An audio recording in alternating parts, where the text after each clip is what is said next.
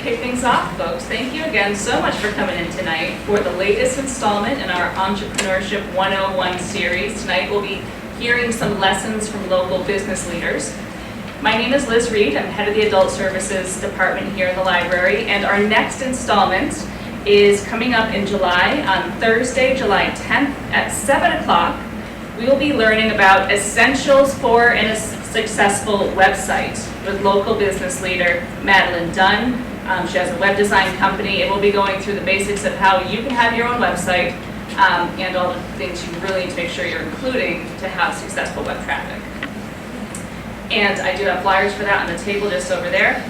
Another one coming up, it's not exactly business related, but hey, if you're thinking about these logistics, you may have money on the mind. We're working with the CFA Society of Boston. This time next week on Monday at 6:30, we're learning about borrowing and credit scores. So it's not specifically for business, but it's a component of your whole life as a complete picture. So you might want to sign up for that one. All right. I've got all my things to do. Yes, I do. All right. So again, thank you very much to the Economic Development Office for helping us put this series together. And as you're heading out the door tonight, just look right immediately on the right-hand side. We have a little business resource center that we've started. All of the books there are available to check out, and any paperwork, pamphlets, handouts you see are available to take. So we're just trying to help support the business community here in Norwood and bring a different kind of literacy to the community. And thanks again to Norwood Community Media for helping us spread the word and get these programs out to folks who couldn't attend in person tonight. It's a really valuable asset here in town. Tonight, we're going to be learning from local business leaders Adam Romanow, founder and CEO of Castle Island Brewing, Puna Mutha, co-founder and president of Ara's Unified Payments Platform, and Christina Stetson, director of strategy and marketing at Modern Eyes. So, round of applause, everybody. We're going to throw things over to Christina. All right. Well, welcome everyone. Thanks for coming out tonight. I wanted to kind of point out before we got started that when it comes to ophthalmology and eye care, you often think vision is the most important thing. But really, it's action that becomes more important as you hear the rest of the story. And as you heard, my name is Christina Stetson, and I never imagined that when I was searching for a glaucoma doctor for grandma, up there in the back, that we would end up opening a full-scale optometry practice in Norwood with my husband, Dr. Graham Stetson, but we did, and I'm really excited to share our journey with you. Actually, if you can see up on the screen here, you can see almost the entire journey, although we don't have our newest windows up, this is a lot of before and after stuff.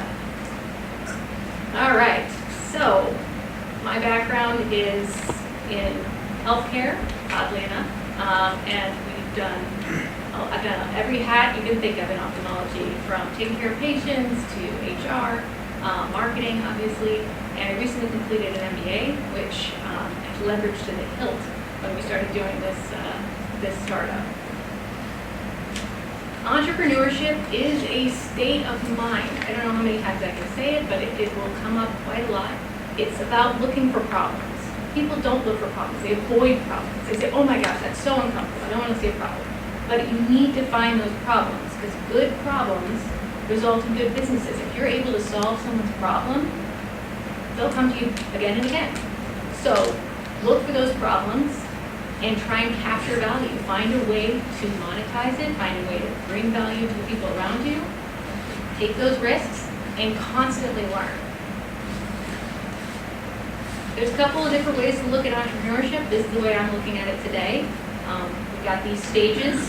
Some people won't get to all of these stages. Some people stay in ideation. That's not a bad thing if there's a market for your idea. But if you go through these steps, you can find a lot of value through planning. Actually, our start begins in the ideation stage, like most people, back in 2021 when my husband was practicing in Franklin, about 40 minutes away, for those of you who don't know, and Grandma needed an eye doctor.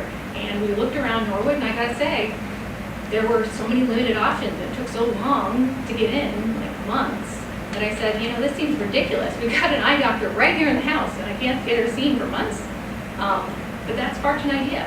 I said, okay, we don't have enough providers here. Maybe we can bring him, my husband here, and we can open up our own practice. But while you're doing that, you gotta embrace that problem. You gotta look at it and see what's going on. So how can we bring value? What is wrong with healthcare? I mean, there's so much, we can't even have, we'd have all night talking about it. But these were kind of some of the challenges that we saw. That it's kind of focused on, paperwork. It's more focused on, their policies, and they're kind of rigid if you've ever been to an eye doctor or any doctor really. So we wanted to see those pain points. We wanted to talk about them, we wanted to think about them, and think about how we might address that problem. We also found that people were burned out, that staff weren't valued, and what your staff are feeling, your patients are feeling, your customers are feeling. And then there's always declining compliance. Patients don't want to follow a doctor, they don't want to follow the orders of someone if they don't feel comfortable, if they don't feel like they're being valued and cared for. That brought us to market needs. This is a very important stage you got to look at all the time. Is there an actual need? You got to talk to everybody. So we did lots of market research. We did it online. We did focus groups. We talked to people, and it became pretty evident that with an aging population, we were going to have an increased number of patients who need eye care. We had diabetes on the rise and other systemic conditions. So obviously, we're going to see more conditions, more people need care. There's an increase in indoor time and screen time. I know people are on their phones all the time, looking at their tablets. It leads to a lot more eye conditions than we've ever seen before in human history. Not only that, the pandemic, we had a backlog of patients, we had really severe cases, and really that isolation factor too. People wanted to connect with people. Those televisits just weren't really helping them. Finally, we had the Norwood Hospital flood, and that's part of the reason why we have so few providers, but that's not the only reason. There's also retirement. A lot of people put in 30 years, they're ready to retire. But we needed more eye doctors in this space, so we decided to sit down and decide how we could bring value to the market. This is what's known as a value proposition. It sounds kind of ridiculous, but sitting down and coming up with what you bring to the market is incredibly important. There's an easy way to do it, this formula. You just talk about what you offer, who you offer it to, and why that's valuable. Sounds simple, but if you can follow those steps, you actually have a built-in elevator pitch, something quick that you can talk to anybody. You're standing in line. Oh, what do? You could just rattle that off without even thinking about it because you've already put the time in. You've realized what the problem is. You've figured out a way to bring value. Ours was advanced technology, a warm community approach, and exceptional eye care. We also decided that since eye care is, 80% of your perception of the world comes through your eyes, it's pretty important. So as long as you have healthy eyes, you're going to have a good life. I mean, you're going to be able to experience everything that you should. So once you put it together, it creates a nice pitch, and you can, again, tell anyone you want. We also did a business plan. We don't have time for this. I'm not going into our business plan, I promise. But I wanted to outline it just because a lot of people skip the business plan. There's a lot of market research that goes into it. You look at your competitors, you look at what's needed in the market. You think about how you're going to get to your customers. You think about all these different items. The most important thing, though, is that you get it down on paper. It doesn't have to be 45 pages. It doesn't have to be 15 pages. It just has to be a clear idea of what you're doing, what you're about. It can help you with financing. But I always think of it as, I don't know if we have any Indiana Jones fans in the audience, but that Grail diary that he has in the Last Crusade, it's a roadmap. It tells you, gathers all your research there, so you can open it any time. The only difference is, it is a dynamic tool. You keep adding to it, you keep asking questions, you keep finding research, and you adapt and grow and change. Those are principles of an entrepreneur. So as I pointed out, we've got our befores and afters, because everybody likes HGTV, we want to see what happens, right? You see the final ending. It wasn't this easy, but I will say that when you're planning a physical structure, pretty much anywhere you're going to have to find a website, you're going to figure out who's going to host it, what it's going to look like, and build out. But if you have a physical structure, you're gonna need a lot more. We were looking at our business needs and where our customers were, how they were gonna get to us, what Norwood could offer. And we got a good realtor, we conducted the site visits, and we evaluated our options before signing that lease. But we did find a good spot right where we wanted, and bonus, it had all this historic charm because it was in this 1899 historic building in downtown Norwood. That having been said, the challenges of working in a historic space are that you just never know what's going to be behind those walls. You got to keep on top of timelines. You have to manage your project. You can't rest on the fact that no matter what you're doing, anyone cares about your business as much as you do. It's nice when you find something you just, but it's not a guarantee. So you want to make sure and be on top of everything. Trust, verify, heard it 1,000 times, but really, that's important. You want to follow up on any lack of progress. If you need to switch vendors or contractors, don't be afraid to do that if you need to. Obviously, talk to your lawyers first, but make sure that it's moving along the way that you want it to. All right, so if you're interested in more of this, I didn't want to get into it too much because not everyone is interested in opening a brick and mortar. I'm happy to talk with you after, or you can ask during Q&A.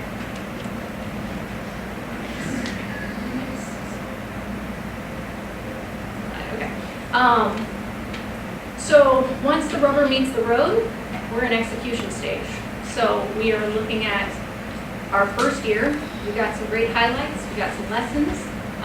First thing to know is that we did is cold start. And in medicine, that means we had no patients. We put up our shingle, we told people we're here, and then we just sat there and waited. And that's hard to do. But we knew that's what we wanted because it can save you a lot of money if you're not buying a business from someone else. But that means you're putting the value in. So think of it almost, again, if we go back to the renovation idea, think of it as the difference between move-in ready and fixer-upper. So cold start was our fixer-upper, and we went after it. We're very happy with the result, but there were quite a few challenges. We found ways to get the schedule started and filled from advertising, articles. We used our retail windows, as you've seen, with the designs to get people who are driving by and walking by to notice us. We use social media, online reviews, networking events, pretty much anything. Anytime you're in front of someone, you can market yourself. You can market your business. We also try to keep our costs lean, which also meant lean staffing. It meant we were doing a lot of the work ourselves, which is good when you're starting and trying to save a little bit of cash, but remember that it's not sustainable. You have to realize that your small team is going to get stressed out. We wanted to make sure that we had a happy team. That was very important to us. So we made sure everything that we thought about was intentional, that we were providing the tools that our team needed to survive on for our lean start. Ended up with a lot of enthralled patients. Actually, for a while, it felt like they were fans. I was like, this is very strange. You're more excited about my business than I am today because I'm exhausted. But you're ready to tell your family, your friends, everyone that this is incredible. We actually were building a great reputation.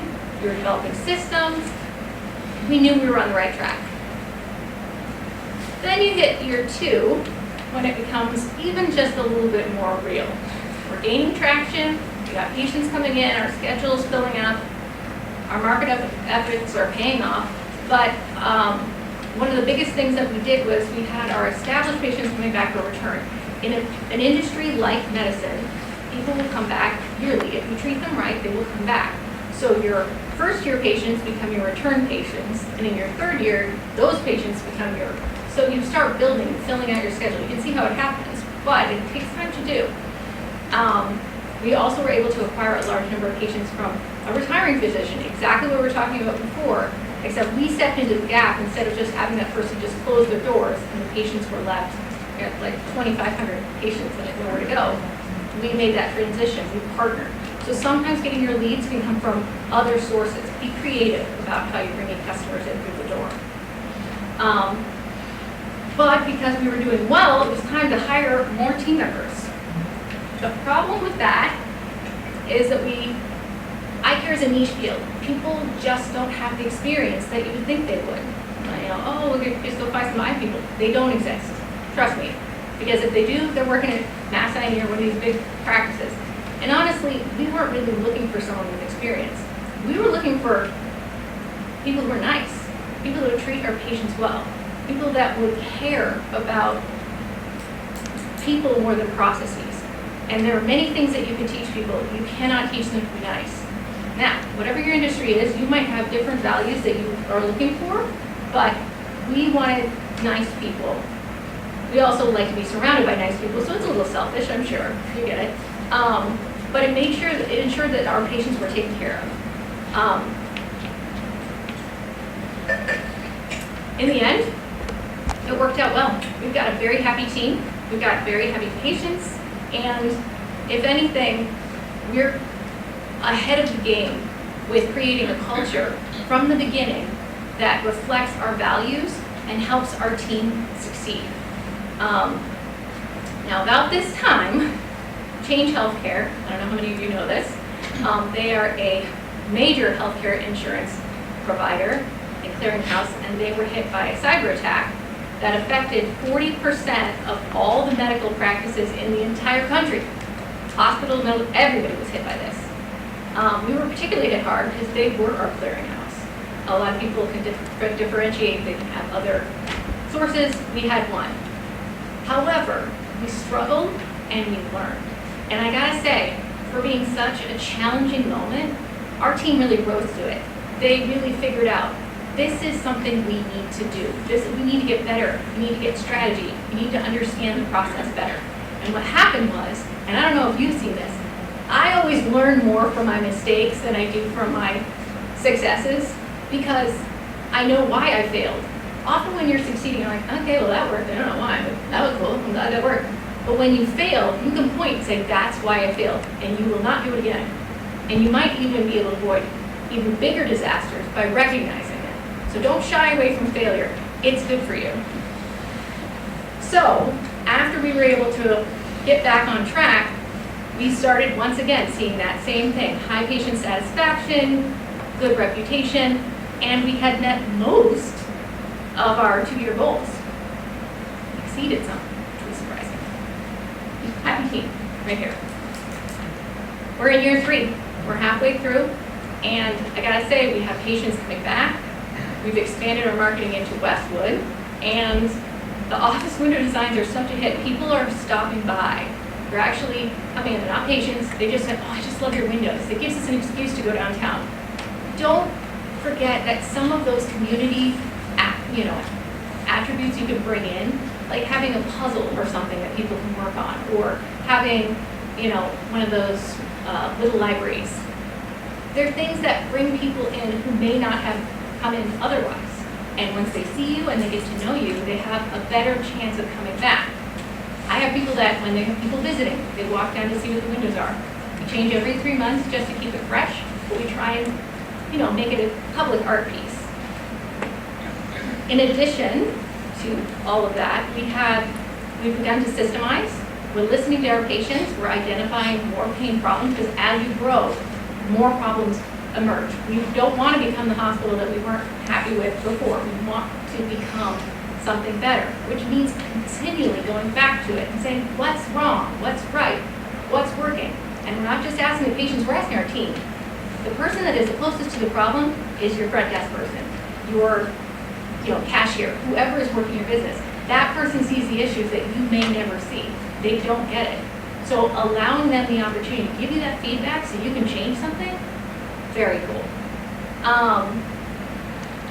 We're also keeping an eye out, puns, can't help it, for new technology that can help simplify those tasks, reduce expenses, and maximize efforts. Because part of what we do is we're trying to leverage all this new technology. That's part of our business plan, is to bring all these new tools to help patients, to make it faster, more efficient, but not go away from what healthcare needs to be, which is a personal touch. So it takes care of some of that drudgery, all the paperwork that we have to do because that's the system. We can automate a lot of that and just focus on the patients. But healthcare is trailing behind all of that technology. If anything, they are the least adoptable. They do not jump into the market. They wait a really long time before they do things. I mean, How long have we had those little pagers for restaurants? I mean, how long? And medical care can't figure that out. You're in a mall, just hand me a pager, I'll come back for my visit. Like, why do I have to sit here in this waiting room with all these miserable people? Actually, we intentionally made our waiting room like 4 or 5 chairs, because I don't want people waiting. I don't. I want them, you can go and walk down the street if you want to, if we're behind for some reason. But I really want to make sure that patients are happy and not just sitting, wasting their time. Because their time is just as valuable as mine. So, with all of that, we really are focused on achieving that vision of modernizing the eye care, unintended, while putting our patients first. So let's look at the lessons. So for us, and you could get all kinds of things out of this, that's a good thing, but for us, starting with that good problem. What frustrates you? How would you fix it? Talk to your patients. Sometimes they have, or your client, maybe they have a solution. Maybe you haven't even thought of. That is asking questions and not assuming you know the answer. You know, the customers will tell you, the easiest way to sell something to someone is just to give them something they already want. Here you go. Oh, you said you wanted this? Here it is. That's easy. So find a big enough problem that people are having and just answer it. Design your culture early because it shapes everything. It shapes your entire experience, not just for the patients, but for you as well. Take time to develop your brand. If you've noticed, green is kind of our thing. And our logo shows up everywhere. So it's about creating a sense that this is an established business, permanence. Make people feel comfortable with you. That you know what you're doing. You do know what we're doing. A lot of people wouldn't know that right off the gate. Some people have said, oh, I've been to another Modern Eyes. I'm like, no, this is the only one. And they're like, no, I've seen it before. I'm like, I don't know what to tell you. This is the only one. Done is better than perfect. I am a perfectionist, and I have to stop myself because I want to make sure that I'm not getting in my own way. Sometimes, just that little tweak, whatever, you're missing deadlines, you're missing people. Facebook is one of those things that I struggle with because I want to make sure that the message is crafted so perfectly, but then I miss, and it doesn't actually go out. That is a waste of everyone's time. Finally, the learning more from failures, we already talked about that, but that resilience that grows from challenges, because this is hard work. It's way more than just having the vision or having a great idea. It's the grind every day, going in, but loving what you do. Just stay grounded in that why. Never stop listening to your people because will tell you what they want, and you can get that to them. All right, that's my talk. If you want, you can connect with me afterwards during the Q&A or jot down my details, but thanks for taking the time to hear me out.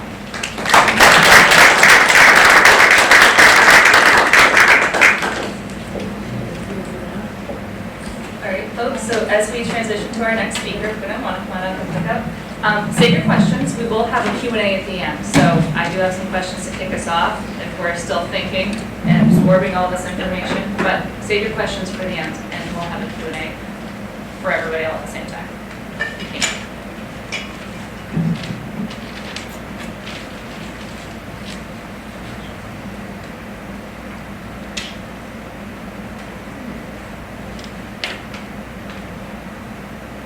Good evening, everybody. This is Poonam Mutha. I'll be talking about a journey of our company called Doris. I'll give a very brief background of what it is without actually going into the product. It is a technology company. It's a software product which most of you probably use daily in your life. It's a software which accepts your credit card data at grocery stores, retail stores, all over the malls of America or grocery stores down the street in every town and corner of the US. I'm not going to disclose any names because of privacy of our clients, but as I'm telling you, I'm very sure every person in this room is using our software daily. It's been a long journey. I was an entrepreneur 2 decades back, but I'm still continuing in that spirit, and actually that is the most enjoyable thing of our work. I keep saying our and mine because it's not something that only I am doing. My better half and me have been in this journey. He started a tech company a little before I joined him. So he's from 2000, and then I jumped in somewhere in 2003. And we were doing very general work about software development. But as we started doing it and I joined, we kind of narrowed down and found our passion. And it was payments, how payments work, how you can make them secure. Because if you go back around 2007, I'm sure you'll be able to remember when the credit cards were being hacked in stores like TJ Maxx, Targets, when you're swiping it in the store and through the network, someone was switching your data off. And then we were like, how come there's no solution to this problem yet? So we kind of came up with a solution, patented it right then around 2008. And since then we are improvising the solution, and we have like 7 to 8 patents. And that's where we realized, okay, that's what we want to focus on. So that's the background of what we do. So it's called a payment gateway. I wanted to focus on patents and IP because if you have an idea and you know it's unique in the business, somewhat unique, definitely get to a patent lawyer or an IP protection lawyer to safeguard your ideas. It might be there, never, I think, underestimate yourself that it's not there. There are flavors, there are ways where it's there but not exactly what you're doing, and sometimes it even gives you the idea of how to better your product. So, and it is actually in the journey you're very busy, so this doesn't sometimes always you have the time, the effort and the money to go file a patent. But I think you should always keep the eye for it, especially in this competitive world where solution, the idea is actually the value of the business. The way we structured our business was completely organic. We are zero debt right from inception. We have no equity, and we have grown slowly but steadily and maintained that. So that is something we always brag about. And there are different ways to do it. It all depends on your expectations and where you see yourselves in 5 years, whether you see yourself here, and if you want to bring in equity and funding, how you want to manage that. So that's a part of the business plan that Christina said. We never actually had a business plan, but we took very small steps, and then at some point we were able to catch speed like jet speed. Also something very noticeable is we don't have a sales team. We just have a technical team, and after 25 years, it's such that if there is someone who's looking for a solution, like one of the corporates is looking for a payment solution, we get invited to come and propose a tender. So we get a call or an email from somehow through, and we do not have a sales team at all. Currently, we are around 40 people in Norwood, and we are 850 people globally, directly on Oris's payroll. And actually, it's like exactly when we started from 2 employees to this number, so it's very doable. But it does need, as she said, you're always exhausted.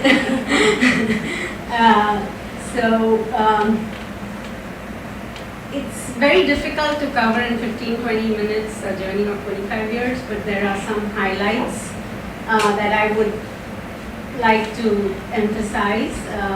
First is the product. As I said, your idea is the key to get you started. You have to really be passionate about what you do to be able to sustain, to sustain the dream, achieve it, and work towards it. So the product you have in mind, be it a store or the service, product or service together, you call it, has to be very clear in your mind. Other things fall in place to make that product saleable or a success, but your idea should be very clear. And while I say that, when I rewind 2 decades back, the idea was clear, but the idea refines as you step into the market. You have to be headstrong about some things, but you cannot be headstrong. You have to bend, you have to be flexible, you have to learn, you have to, accept your failures, as Christina rightly said, and amend them and move on. So you have to be headstrong in certain things, but you have to be flexible in others too. Second is important component is finance. As I said, we chose to do it a certain way. There are many ways, and this is a key component which can really help you grow fast or slow your growth if this is not really taken care of. It does take a lot more effort than you think, helping your finances, keeping your finances clean, keeping them in right order. It can distract you from your actual work if not done right. So I think even though it's a mundane job, it should never be ignored. Third is sales. Again, I'm not a salesperson, but there are a lot of ways to do it, and I think it differs from business to business. But I wanted to highlight the way we did it, and we started small, but our product spoke for itself. We put in more effort in our product than in the sales and marketing or, that way to approach. And the reason being, in our industry, our competitors are very big players. They're all probably Fortune 1000 kind of companies, and we were never one of them. But the only entry into the doorway into a tender meeting on an RFP of a Fortune 500 company was because the product spoke. So, you have to make a decision. There are a lot of decisions you make, so sales is another factor that you have to, incorporate into your thinking, how you're going to sell this, where are you going to take it. And then you need channels and people and so on and so forth. But somewhere around in your brain, the sales bubble has to be there. Next is the people, right? You can do only so much in 24 hours. And you have to have the right people around, and it takes a lot of iterations to find the right person to do the right job in the right way. And if you're a perfectionist, or if you're not, or even if you're overly trusting somebody, there are a lot of factors, but having the right people is important. Otherwise, it can really slow your growth or, help you go faster. So, and around people, there's HR. There are a lot of things, how you retain your people, that are all planning as you grow, always keeps on, you have to challenge that the good people stay with you, and you can trust them, you can take a break, you can go travel, you can do things like a normal family does apart from your work that you're doing. And as I bring up family, it's very important, because I don't think so I've ever been able to differentiate between my work and my house and my family. It's just there everywhere, it's always in our minds.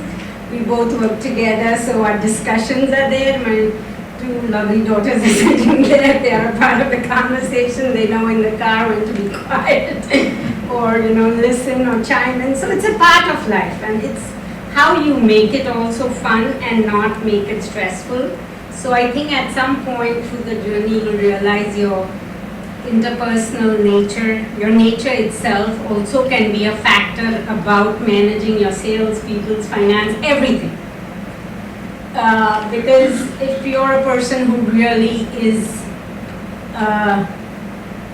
simple words, show off, and you're going to spend half your money you earned into a big car or house in the first year that you earned, can change your whole equation for the next year.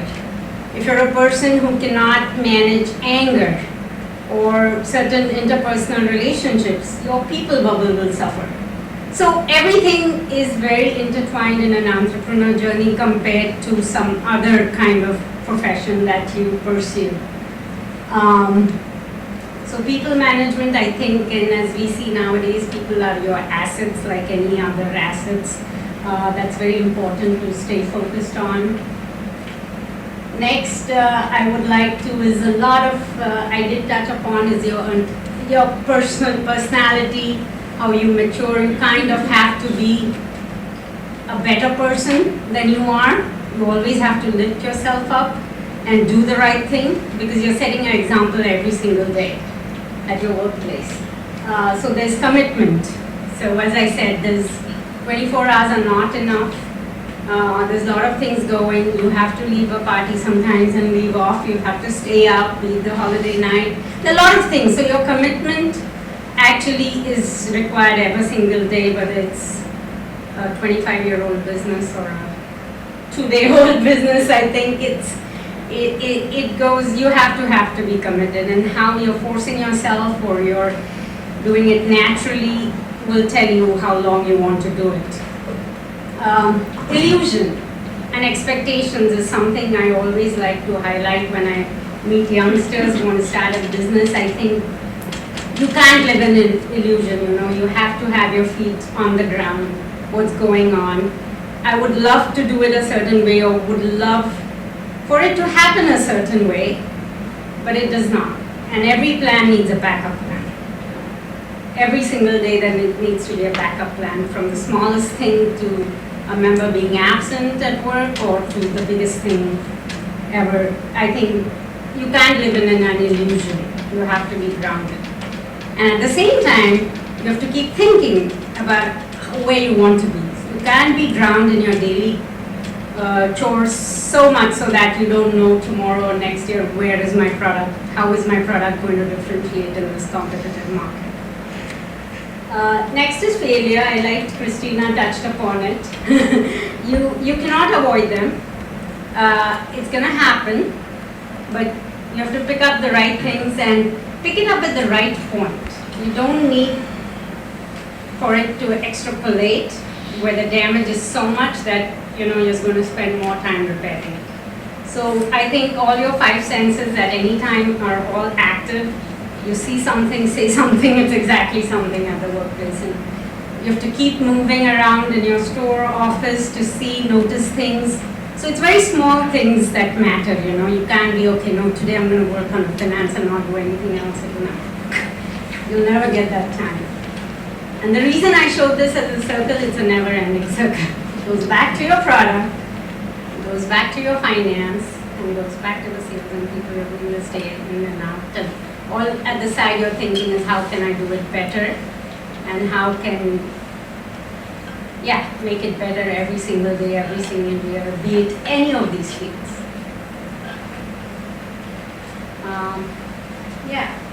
And my last slide is a quote from, I just love this quote, the elevator to success is out of order.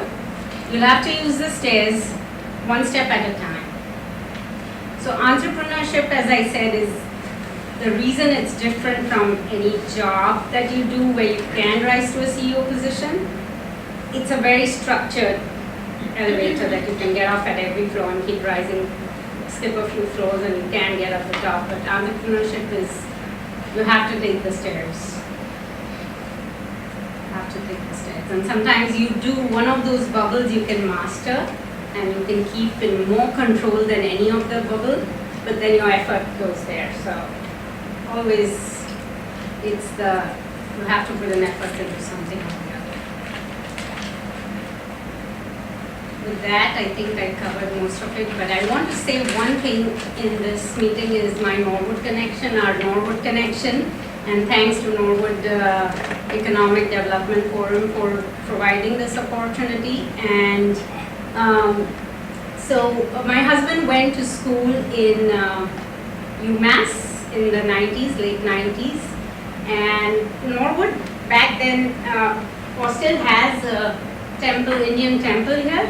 So as a student, the Indian temple, they used to come on weekends or few months to visit here, And he always, apart from his college campus, knew Norwood in the 90s. And I think he did notice the location, the trains, the highways, and when we were ready to, as a family, start a family, we moved into Norwood.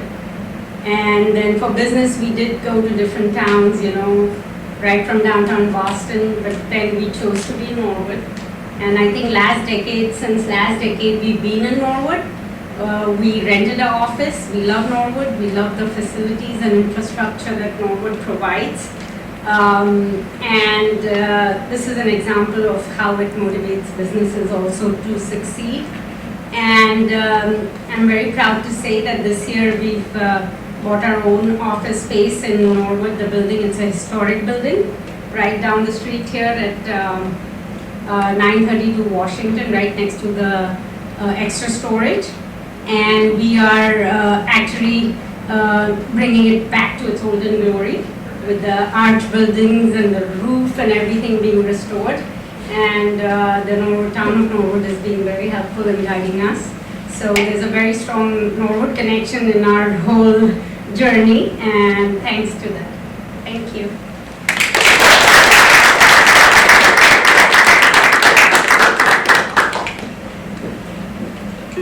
Up to you. Do you want to stand here, be there? Yeah, I'm gonna stand and walk around a little bit. Yeah. Good evening. My name is Adam Robino. I'm the founder and CEO at Castle Island. And I just want to address the elephant in the room real quick. I did not bring any beer because I don't know what style everyone likes. So I did bring these beer tokens, which are good for a beer on me at the tap room over off of Route 1. So make sure at the end of the evening you come up and grab one of those. I really love the analogy about entrepreneurship being elevators out of order, so you got to take the stairs one step at a time. Because our story is a little bit different. The entrepreneurial analogy I like to subscribe to is it's a lot like jumping out of an airplane without a parachute and figuring out how to make one on the way down. I'm sure you both know what that feels like. When I was offered the opportunity to come and speak with you tonight, the directive, the prompt I was given was tell your story. And I love that because I love our story. It's coming up on 10 years now, but in reality the story is a lot longer than that. The vision for Castle Island was, as they say, a twinkle in my eye many, many years ago. But it's a crazy story that involves a whole bunch of wild and crazy guys making fun beer and having a good time doing it, operating a business in one of the most competitive industries, in one of the most highly regulated industries, operating through a pandemic, manufacturing a product, marketing a product, selling a product, while also trying to manage the books and market it and do all of the things that every entrepreneur needs to do, but all the time, everywhere, all at once. But let me go back to the beginning. So I started Castle Island Brewery in December of 2015. We opened our doors. But in reality, the start of my journey to opening Castle Island started on Labor Day in 2010 when I went into my job. At the time I was an executive compensation consultant. Very sexy job, I know. And it was Monday, they were closed. I had some issues with the way the company was being run, so I slipped my resignation letter under the door on Labor Day, left all my computer and credit cards and everything else at the office and never went back. Why did I do that? Well, I got into executive compensation consulting as an intern in college. That turned into a full-time job offer my senior year, like October of my senior year, so I pretty much just loafed off for like 9 months and had a blast. And then I got into it and started writing $50, $75, $100 million pay packages for C-suite officers at Fortune 500 companies, while the rest of the country was losing their retirement portfolios in the financial and housing crisis of the late aughts. And you can only do that for so long before you start to feel like the bad guy. For me, that was about 3 years, and I hit my limit. So, bring it back to Labor Day 2010, slipped that resignation letter under the door and said, okay, what's next? Well, I'd been consuming craft beer for a while at that point. I was a huge fan of the industry, loved trying all the different styles, loved going to bars and restaurants and talking with the bar managers and beer buyers and learning about what makes them tick. And I was also gifted a homebrew set for Christmas one year. Sat in my closet for way too long, unrefrigerated, don't ever do that. But one night I decided, let's see what this thing is all about. I pulled it out, started brewing on my stove. I started at 3 o'clock in the afternoon, I wrapped up at 7:30, and I beelined it from South Boston, where I live, to Cambridge, to the only homebrew store that you could walk into at the time. You can't walk into any anymore, Amazon has killed all of those. And I bought a second homebrew kit. And I went home that night and brewed a second batch until 3, maybe 4 o'clock in the morning, and I was hooked. So when I left the consulting world, I went and applied for a brewing job. I didn't get it. I went and applied for another brewing job. I also didn't get that one, and I applied for a third one, and I didn't get that one either. But I did get the unpaid apprentice job at White Birch Brewery in Hooksett, New Hampshire. I think mostly because it was free labor, and so they didn't have a lot to lose. And on the first day of the job, I showed up and started sweeping floors and mopping floors and picking hops off the vine. And if you've ever seen a commercial for Sam Adams, you've seen what hops look like. They're these little leafy green pine cones. And for 3 hours that Friday, I had to pick them off of a vine from a series of trash bags and put them into 5-gallon buckets. And man, is that tedious. If you ever watch restaurant chefs talk about like peeling peas, like literally taking peas out of the pod, it's just like that.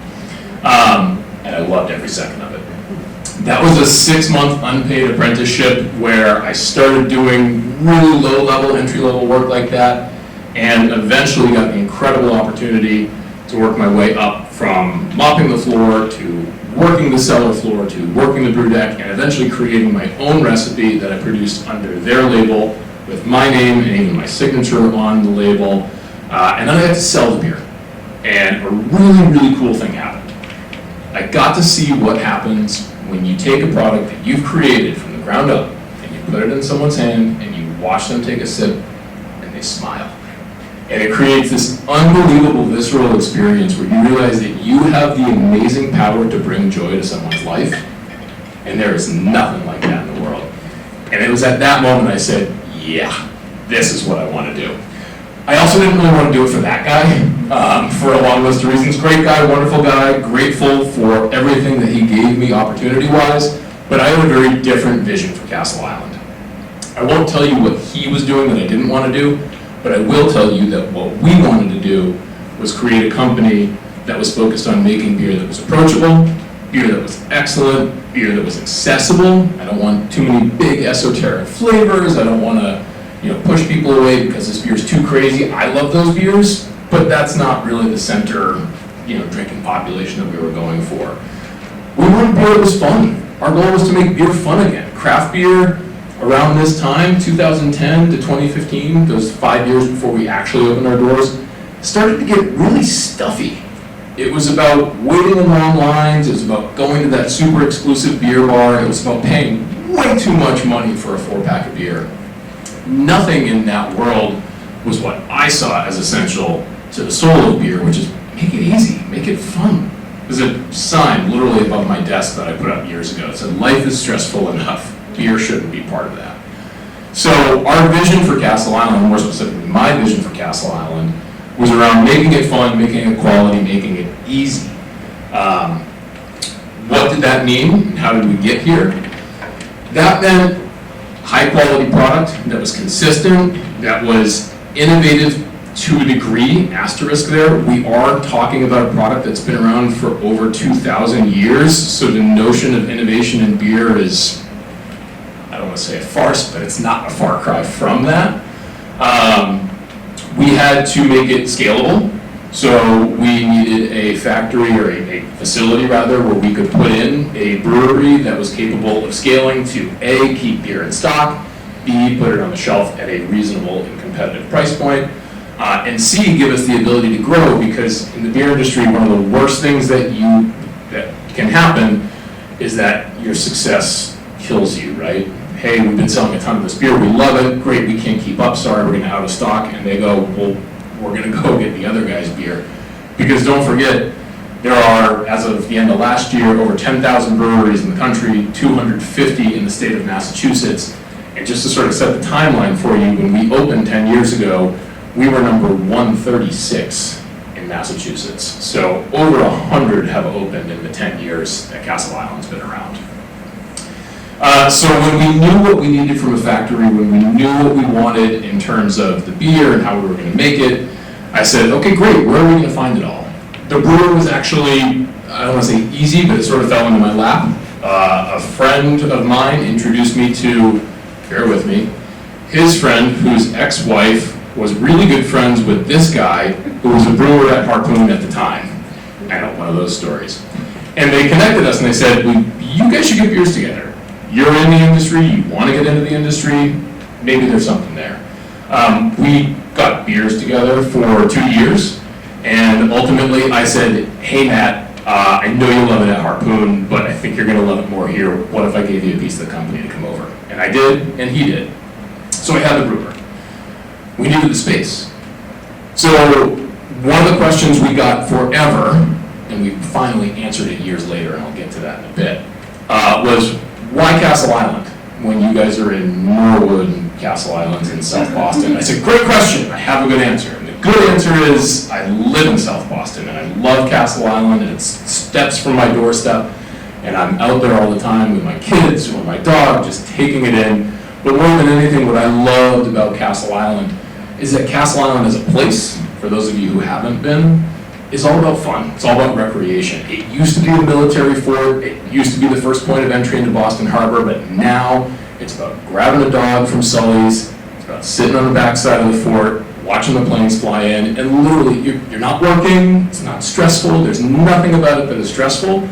I wanted to infuse that spirit into the beer and into the brand. That's how the Castle Island name came to be. But again, why are we in Norwood? So manufacturing space does not exist in the city of Boston, not at the scale that we needed. Our facility here in Norwood is 20,000 square feet. We have 23-foot ceilings. We have loading docks. There were floor drains in the building. We've got enough power to light up Clark Griswold's home. We had everything we could possibly need. But the word Norwood doesn't exist in our original business plan. That business plan, by the way, pretty much went out the window within the first 12 months. We smashed our sales goals, which was great. I love, Christina, that you talked about like keeping up with your business plan. I didn't do any of that. Should have, but I didn't. In reality, we were looking for a community that wanted us. And when I presented in front of the planning board in 2014, late 2014, we were the first brewery that the town of Norwood had ever seen. When I went in front of the planning board and tried to explain to them what the nature of our operation was, I made the critical mistake of saying, well, yeah, when we're brewing it's like a really light scent of grape nuts. And I'm thinking, well, who doesn't like the smell of grape nuts? And what do grape nuts even smell like? Turns out they didn't want any smells coming from the brewery. But we got through that hurdle, and we got the zoning relief that we needed. And then we eventually moved into our space at 31 Astor Avenue, down on the other side of Route 1. Just head down Morse Road, take a right when you get to Carnegie, and a left onto Astor, and you're there, you found us. We moved in there in June of 2015. We took us a little bit longer than we thought we'd need to get our building permits, so we started construction on September 14th of 2015. The only reason I know it was September 14th is because I got married September 12th of 2015, and 2 days later we started construction on the brewery. My wife 10 years later will not let me forget that. But we then had beer in the tanks by Thanksgiving of that year. It was a basically 90-day build-out. It was lightning fast. Talk a lot about finding the right general contractor and trusting them and really turning the screws on them a little bit. We went into them and we said, guys, we've got to be open by the end of the year. That's a non-negotiable. We know it's not going to be cheap for us to do, but you got to do good work and you got to get it open on time. And I learned then, through managing my first construction project, a lesson that honestly applies to so much of what we do. Wave me down if I'm bad on time. Which is that in most things business related, you can get things fast, You can get things cheap, you can get things good, but you can only pick 2 of them. You're not getting all 3. Never, no way, doesn't matter how you want it. So we finally got the doors open, and on a incredibly unseasonably sunny day in December 11th, 2015, we sold the first 4-pack of Castle Island beer. We opened with 3 different recipes. The first was a beer called TBD, which was, for all intents and purposes, a hoppy stout. Why was it called TBD? Well, the brew deck has this computer system. When you get on it, you need to put in a 3-letter code for what the name of the beer was. And this was literally our test batch. We're like, well, we have this recipe, we're just going to run it through the system, we're probably going to send it to drain, it's never going to see the light of day. And of course, the worst possible thing happened. The beer actually turned out good. So the TBD, to be determined, as the test batch name, stuck. And that ended up being the first beer that we brewed. The other 2 beers we opened with were Keeper, our IPA, which is now incredibly well known throughout the Commonwealth. You know, thumbs up from the back, thank you. As well as Candlepin, our pale ale named after the New England classic pastime. When we opened that day, our plans were to distribute our beer to bars and restaurants and liquor stores throughout the Commonwealth, as well as to someday open a tap room. We really wanted to open a tap room, essentially a pub on site where you can come get the beer that we make the day we opened. But like I said, with our general contractors, we said it's got to be good and it's got to be open by this date. We know it's not going to be cheap. We ran out of money for our tap room. So we opened without a tap room. We gave away an amazing amount of beer. We had this regular, I'm going to use the word regular loosely here, named Dan. Wonderful guy, used to come in all the time, loved the beer samples, bought the beer to bring home. 18 months in July of 2017, when we opened the tap room and started selling full pints, we never saw Dan again, because he just wanted the free beer. But that was the first pivot that we made. We finally hit a point where we said we need to get this tap room open, because one thing that we learned is that wholesale, doesn't matter what your product is, wholesale business is incredibly challenging. The numbers aren't great. Just so you know, when you see a 4-pack of Keeper on the shelf at, say, $14, we only make $7 on that $14 4-pack. So the margins are really thin. Sorry, our revenue is only $7, by the way. If anyone has exposure to financial statements, profit and loss, we're actually only making about $3.50 off that $14 4-pack in terms of gross profit. So we learned really quickly, and we learned the hard way, that wholesale distribution is challenging. We finally opened the tap room in July of 2017, which was amazing because it gave us not only higher margin direct consumer sales, but what it really gave us, and this is so critical, and Christina, you touched on this, was the ability to meet our customers where they were at. They came into our house, they tried our beer, they talked with our people, and they said, oh, I don't like that one at all, but this one's great. I like this, keep doing this. And that immediate and like zero distance circle of feedback really helped us get better and get better fast. We talked a little bit about competition. One of the best things that ever could have happened to us is that we are located not a 10-minute drive from one of the consistently top 3 rated breweries in the country, Trillium over in Canton. The number of times over the years that someone's come to me and said, you guys are so close to Trillium, like, how's that?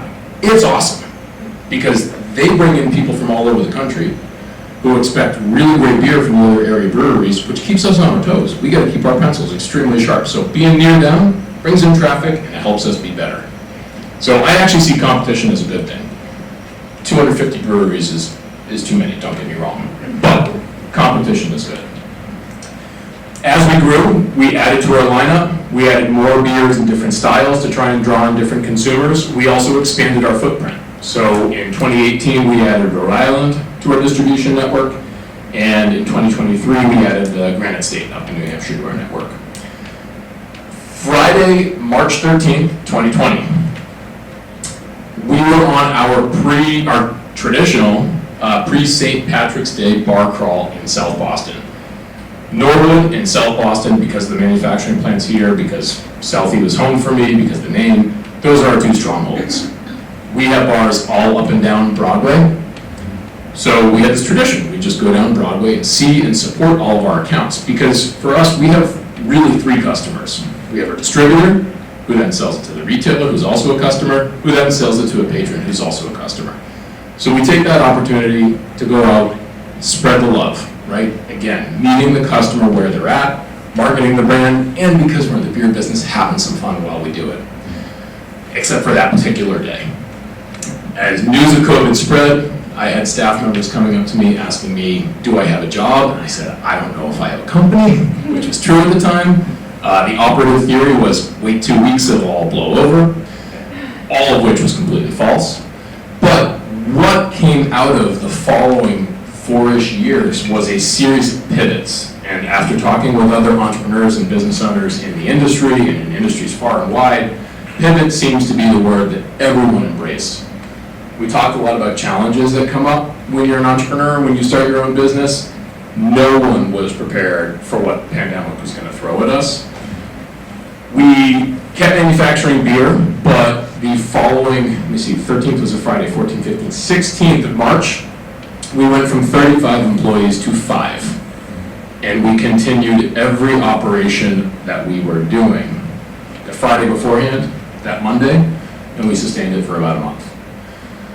I was running the packaging line for the first time in years. Those guys hated me on the line. They were like, we do a better job than you do. I was like, I know. They're like, go back to your computer.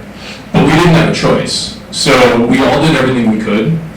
We were a food distribution center. We sold toilet paper. We did pop-ups. When law firms and CPAs and all this lost their ability to go out to restaurants and entertain clients, they hired us. They hired me, goofy old me, to hop on a Zoom with them and 40 of their clients, and we drop ship them a mixed 4-pack of beers, and we do an online tasting. We pivoted that company so many different ways, it's barely recognizable. But when you're an entrepreneur, a lot like when I started talking about jumping out of an airplane and making the parachute on the way down, you just figure it out. Entrepreneurship to me is about grit, problem solving, ingenuity, to a degree refusing to take no as an answer, but it's also humility. It's knowing when you've pushed too hard. It's knowing when that idealism that you're hanging on to might not actually work out, and so you got to give something up. But the key of it all is really hanging on to those core values. So for us, that was fun, approachability, accessibility, excellence. Those are the core values that we preach day in, day out. We made it through the pandemic, clearly. One of the best pivots we could have made was we started contract manufacturing for other brands. So when bars and restaurants closed, tap rooms also closed, but these breweries wanted to stay in business. They came to us, they said, you have a brew house, you have a canning line, best of all, you have access to cans, aluminum beverage cans. Can you make our beer? We said yes. That business didn't go away when things reopened, and actually contract manufacturing is now 40% of our volume. Thanks to it, we're undergoing capacity expansion right now in Norwood, and we're going to produce more beer this year than we've ever made in our history by a factor of probably 20%. So that's been a fantastic pivot for us. One of the other pivots that we made was we opened our second location. And earlier I mentioned that I got the question all the time, why Castle Island if you're in Norwood and not South Boston? Well, now we're in South Boston. So we got lucky in 2019 and had an opportunity to move into a space in South Boston that was home to a former electrical switch manufacturing company. That business was gone for a while, but our landlord had bought the building itself from, coincidentally, some family members of mine. And they turned around to us and said, you could have gotten a better deal from them, but how about you come rent from us? And we said yes, and we opened South Boston's only brewery. Harpoon will tell you that they're in South Boston. They're not. They're in the Seaport, and I will take that to the grave. But we opened Castle Island in South Boston, and our pivot then was building what is still to this day the most COVID-friendly brewery in North America. Not designed that way. It was originally designed to be like any other tap room or restaurant. But we put in giant overhead garage doors to allow fresh air to come in. We installed UV COVID killing fans. It sounds made up, but it's not. The CDC blessed this. Big Ass Fans is a fan manufacturing company out there, and they put these little UV lights on them. It legitimately kills bacteria, viruses, all that stuff. It's wild. But we also pivoted our service model. We were going to be like every other tavern. You got to come up to the bar, order from a bartender, pick up your beer, go back to your table. The state said, you got to do full service. So we said, great, here's another plan, throw it right out the window. So on the fly, we rebuilt or re-engineered our entire operation in South Boston. That was 3.5 years ago that we opened. We've slowly been able to put back in some of those creature comforts that we wanted from the original experience, but it was just another tale of, yeah, you got this great plan, cool, nice try. That's what entrepreneurship is all about. You think they're going to throw a fastball, it's a curveball. You think that things are going to go one way, they're not going to go anything like that. You just got to figure out how to pivot, stay on your toes, be resilient, and build that parachute on the way down. I've been going for a while, so I'm going to wrap it there. But more than happy to answer any questions, and just a reminder, those beer tokens are not coming home with me, so please grab some before you leave. Thank you.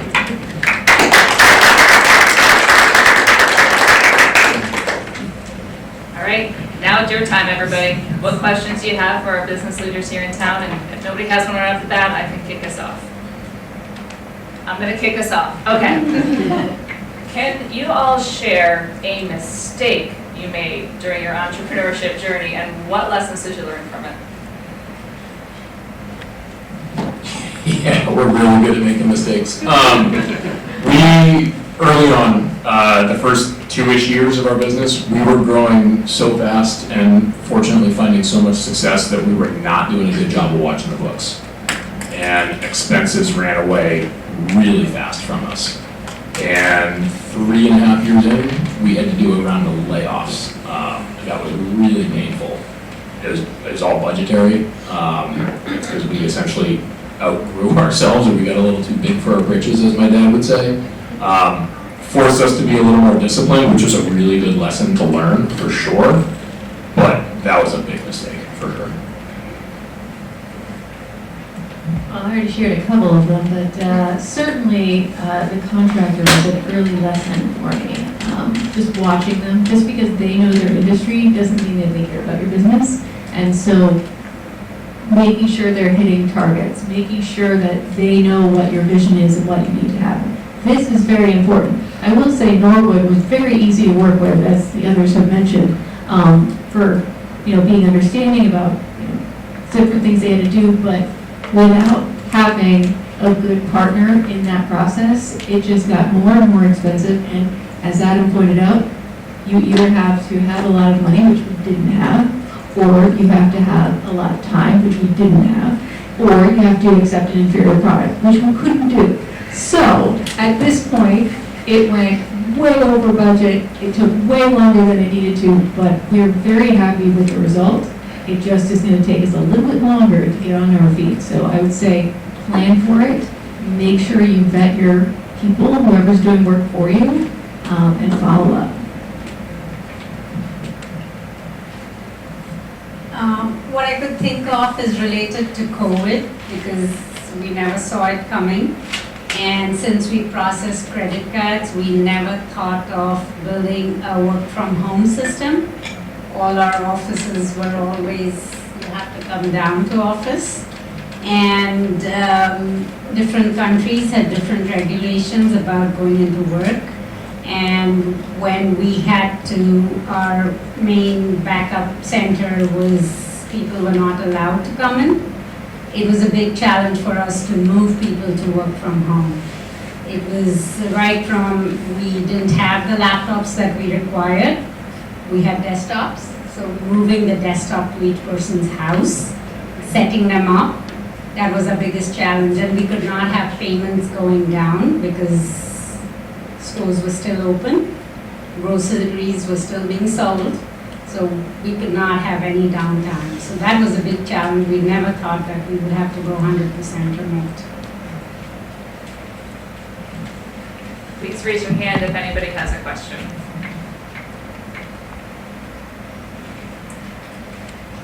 What about administrative challenges? Things you didn't expect when you first were starting out? Because both Christina and Punyam touched on like the dream, the ideation. But what about HR, taxes, regulations? So were there any administrative things that you didn't really expect? And what advice would you share with aspiring entrepreneurs? numbers on these things. I'll start with this. One of the things I didn't expect is that you go through these MBA programs, you've got all of this knowledge, maybe you've even had a business before or run the accounting for someone else. When you're starting from scratch, everything needs to be done, and you're doing everything from your HR. Of course, in healthcare, we also have HIPAA laws, and we have to have patient forms, and we have to have all of these different things that other practices just take for granted. We needed to start from nowhere. And one of the things that we started with was, oh, we'll do QuickBooks. That will help us get our business going, which can help. I'm not going to say that it isn't a good tool, but when it comes to a complex business, having a good bookkeeper is critical. Having somebody who can help you focus more on your business and less on all of those little processes, and they do it so quickly. Actually, we have a really great bookkeeper. She's here tonight. She's a part of my women's group. But it's one of those things where if you find a good partner like that, they can help you succeed and focus on your business instead of on those processes. Yeah, I would 1,000% second that, as I think I've already suggested. One of the other big kind of administrative, I'll put it in that bucket, lessons that we learned was people take a lot of time. They take a lot of management, they take a lot of coaching.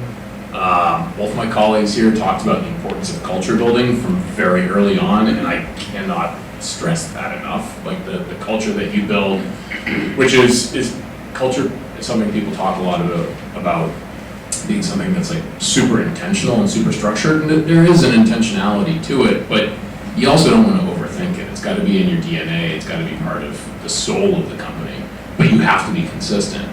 And what we learned as we went from 4 people to 10 to 20 to now over 70 people across 2 locations is that culture really kind of sets the rules of engagement for everyone in the company.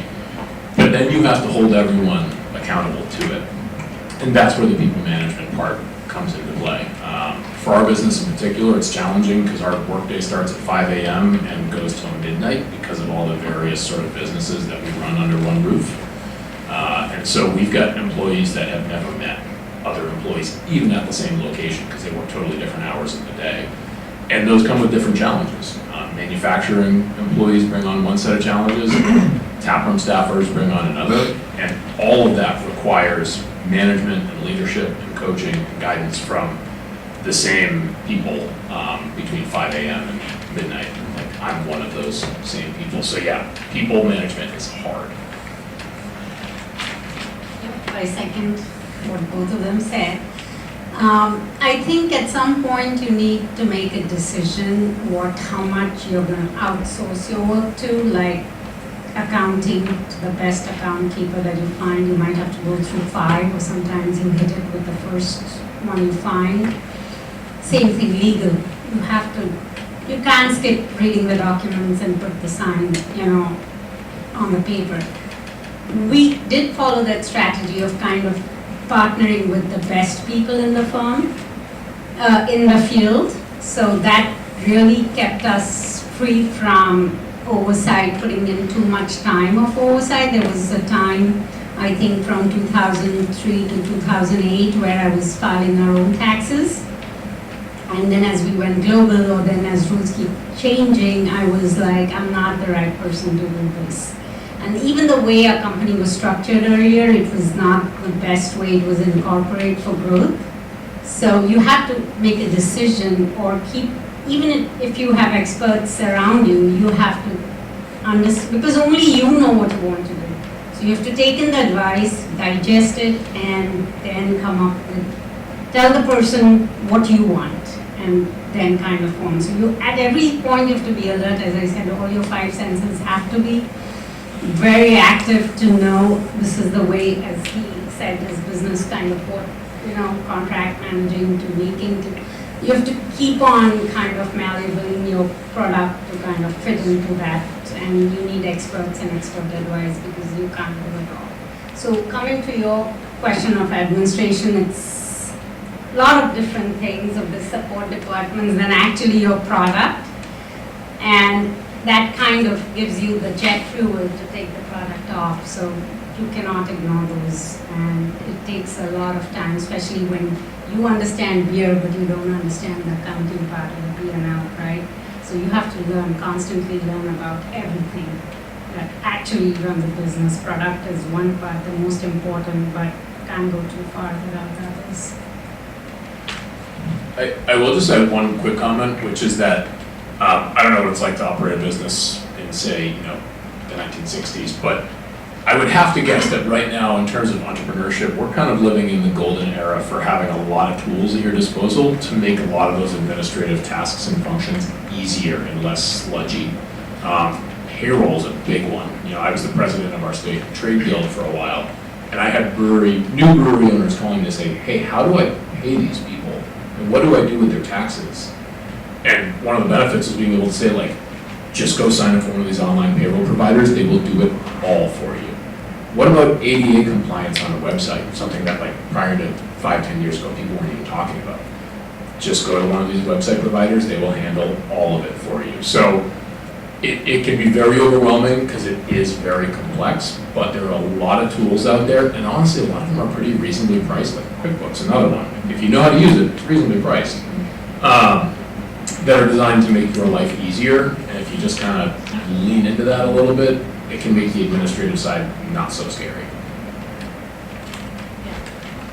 Just to add on to that, there are a lot of tools that in the 60s, 70s, you had to have a pretty big budget and a pretty big company to be able to access them. We have AI, which seems like everybody's talking about it all the time, but for a small business or for an entrepreneur, it is critical. It can write your website. It wrote that presentation that you just saw there. It took all of my notes, which were way too many pages, and it broke it down into a 20-minute talk. It even told me all my keynotes, and I was like, are you serious? This would have taken me months to do. Seriously, this is incredible. We have all these tools that would help somebody who has a great idea actually succeed and be able to compete against these Fortune 1,000 companies where we did not have those opportunities in the past. Let me know if I need to raise my voice, but how do you balance the wanting to grow and expand the business versus being concerned about essentially outpacing yourself and sort of basically tripping as you're trying to do this? I feel like that would be something that would be a major concern because if you do end up slipping and outpacing yourself, then how do you recover from that?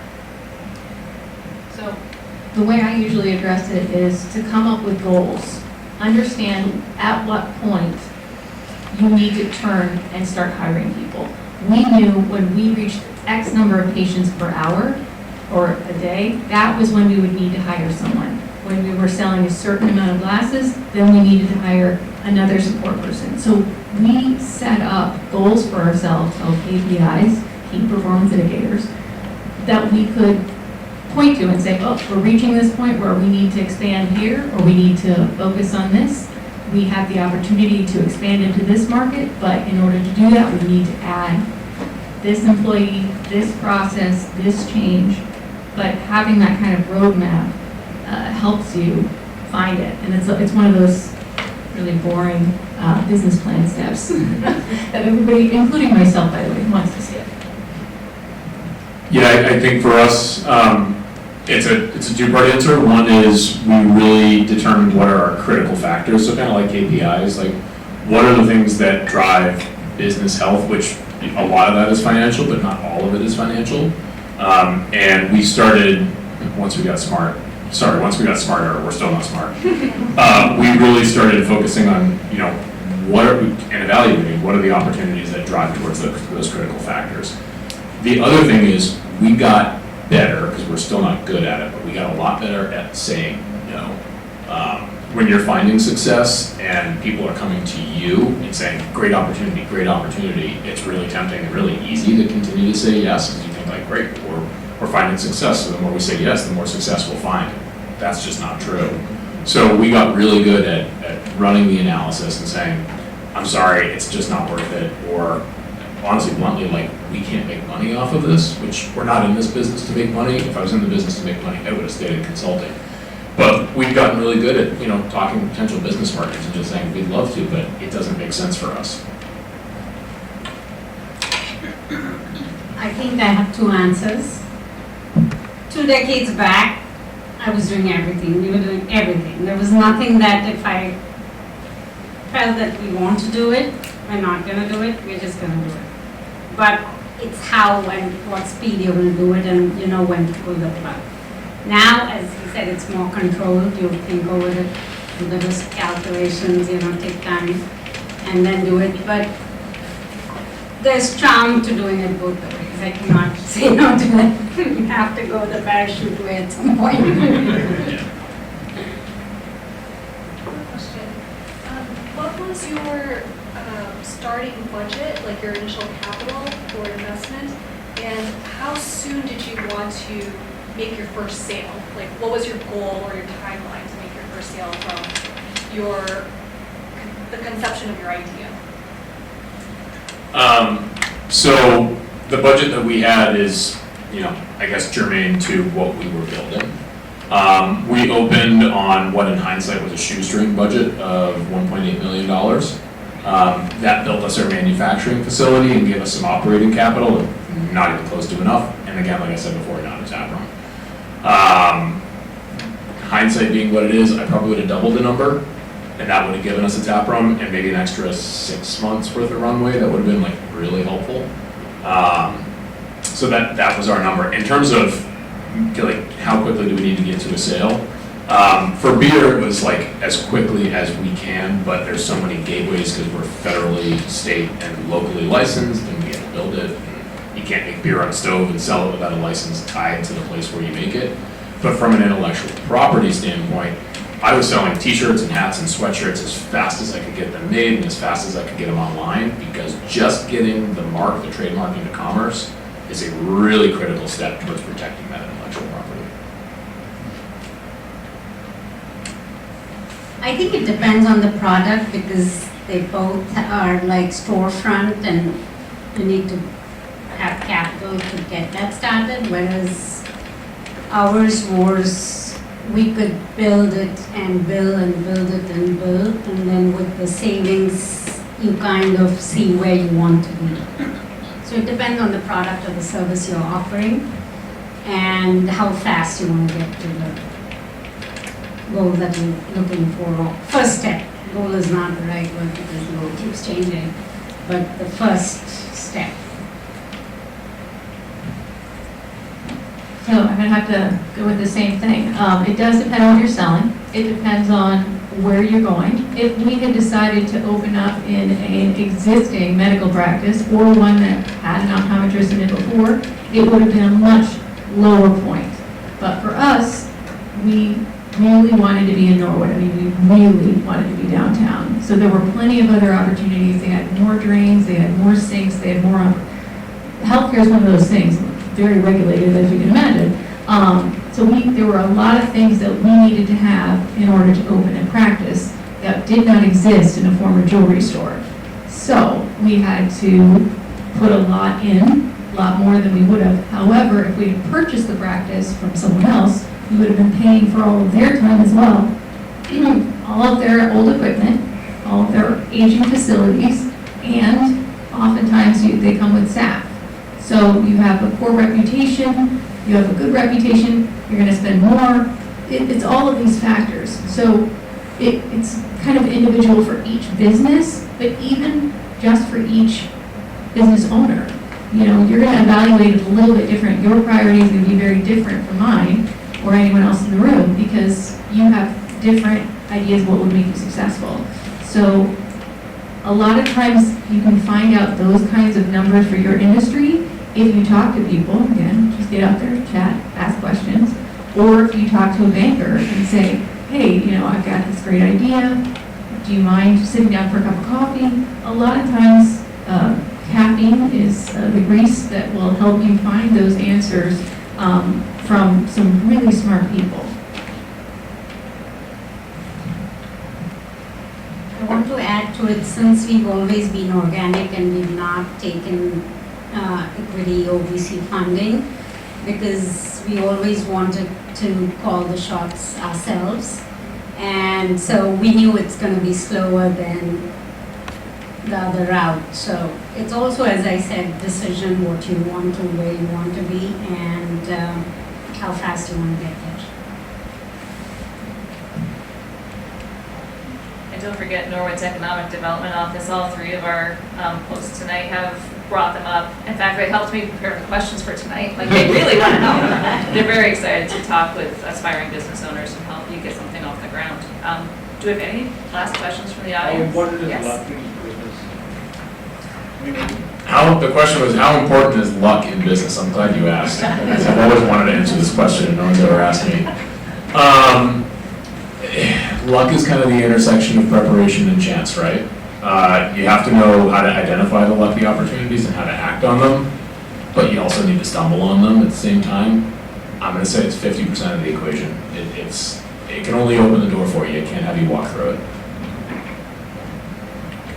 I say being an entrepreneur, you kind of make your own luck because you see those opportunities where everyone else sees a problem. You go, wait, if this is an issue for people, that's an opportunity. So paying attention to what is an opportunity and not being scared away is how you make your own luck. But yes, sometimes it just comes to you. Sometimes you meet a really great group of ladies in pink who are just walking around and you say, okay, well, maybe I can join with them, see what goes on, and you find the support group that you need that understands your challenges, understands what you are facing every single day, and you find your people. I think in some ways, again, being open and also recognizing those opportunities and not being afraid of jumping into it, just because you're not somebody who joins. It's like, no, sometimes you're in a different stage of life. You need to be open to what could happen. I personally feel there's no room for luck. It's you do it right, it's going to work. And if it didn't work, there's always something that you could have done better or your competitors better at, and that's why you might better. So I don't think so there's luck.